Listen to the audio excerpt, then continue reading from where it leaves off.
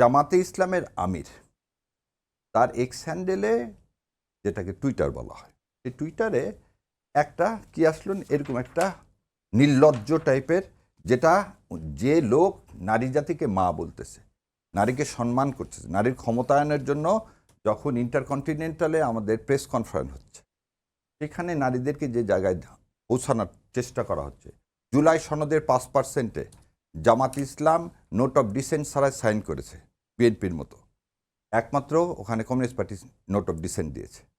সেইখানে নারীর সম্পর্কে এরকম কথা আমির জামাতের বলা, এটা একটা অস্বাভাবিক ব্যাপার। এবং কেন ওয়াটার কেলেঙ্কারির সাথে বললাম, আজকে কেন এই কাজটা করা হলো, যখন দেখা গেল নারীদের মধ্যে বাংলাদেশ জামাত ইসলামের সবচেয়ে বেশি পপুলারিটি কাদের মধ্যে, যারা সবচেয়ে বেশি কর্মক্ষম, কর্মজীবী।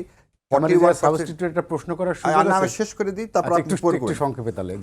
41% মেয়েরা যেটা সার্ভিস হোল্ডার, তারা করে জামাত ইসলামকে সমর্থন করে, এবং এটা আমার আপনার না, এটা পরিসংখ্যান বলতেছে। আচ্ছা, সেই ক্ষেত্রে এই যে টুইটারে 4:37 যখন আসলো, তখন উনি কোথায় ছিলেন? কেরানীগঞ্জের উনি বক্তব্য দিচ্ছিলেন। আচ্ছা, এবং বক্তব্য দেওয়ার পরে তার পাসওয়ার্ডটা চেঞ্জ হয় 5:09।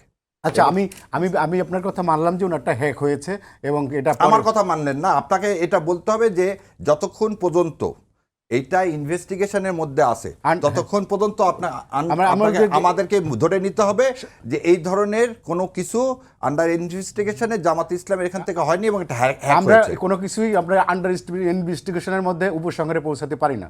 সেজন্য আমরা কেউ যেটা আন্ডার ইনভেস্টিগেশন, সেটা কোনো কিছুতেই আমরা যেতে পারি না। আমরা বলতে পারবো না এটা জামাত ইসলাম দিছে বা জামাত ইসলাম অস্বীকার করছে, এই দুটো কোনো জায়গাতেই যেতে পারবেন।